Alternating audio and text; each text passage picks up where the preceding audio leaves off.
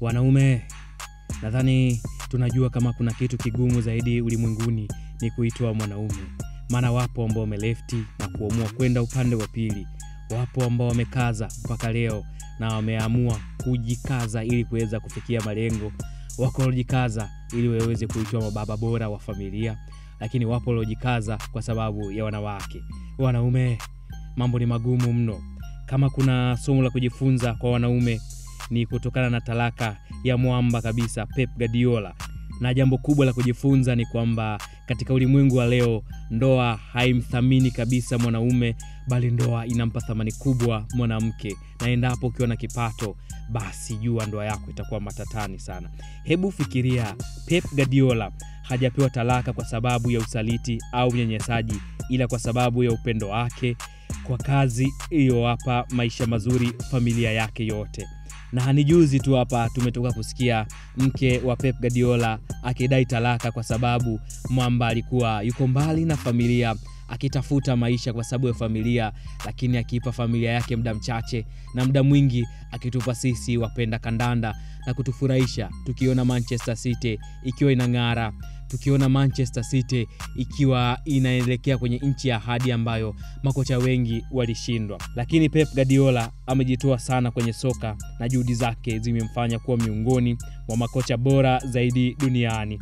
Katika safari yake ya mafanikio kulikuwa na changamoto nyingi, ikiwa ni pamoja na kulazimika kuchagua kati ya familia yake na kazi yake.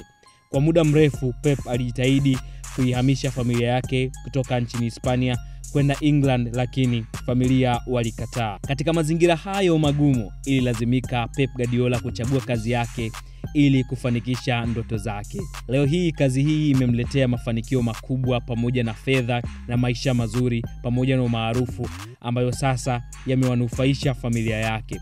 Lakini huu ni mfano wa uthubutu wa kujituma na kuamini katika ndoto zako. Hata kama utakutana na changamoto, we pambana tu. Hebu jiulize, Pep Guardiola asingekuwa na uthubutu wa kufuata ndoto zake, leo angefika hapo alipo? Jibu ni kwamba hapana. Lakini Pep aliamua familia yake ishi maisha ya kifahari na wapate kila kitu kupitia mpira, lakini yeye alikaa mbali na familia ili familia ipate kila kitu, na mwisho wa siku familia hiyo ndio ikaenda kumsaliti. Wakati mwingine kujituma kwenye kazi na kutanguliza ndoto ndiyo njia pekee ya kuhakikisha kesho yako inakuwa bora na kesho yako inakuwa njema zaidi kwa sababu ya wale unaowapenda. Ila mwisho wa siku mpira ulimkubali Pep Guardiola, maisha yakamsaliti, mke akaona mwamba hafai na akakaa mbali na familia. Mke akaona sasa ni muda wa kudai talaka na kugawana mali. Ndio maana leo hii tunaiona Manchester City ambayo sio ile timu ya dunia tena ambayo ilikuwa na wachezaji bora wa kupambana na kuhakikisha wanafika mahali. Leo hii Manchester City hata inapocheza na klabu kama Brighton and Hove Albion, unaiona kabisa iki struggle kutafuta matokeo, na pengine huenda matokeo mazuri yakawa ni sare. Ila yote haya ni kwa sababu ya stress za Pep Guardiola, mwamba kabisa ambaye alijitoa na kuhakikisha maisha yake yanakuwa ni ya mpira na familia yake inaishi vizuri kwa ajili ya mpira. Lakini bado familia iligoma kuhamia nchini Uingereza, lakini mwisho wa siku mke akadai talaka na akadai wagawane mali. Ndio maana Pep leo hii akikaa huenda nafikiria sana kwamba maisha aliyotafuta muda wote alikuwa anamtafutia nani kama si familia yake. Hapa ndipo unapogundua kuna muda ndoa inakuwa nzuri zaidi kwa mwanamke, lakini kwa mwanaume inakuwa chungu.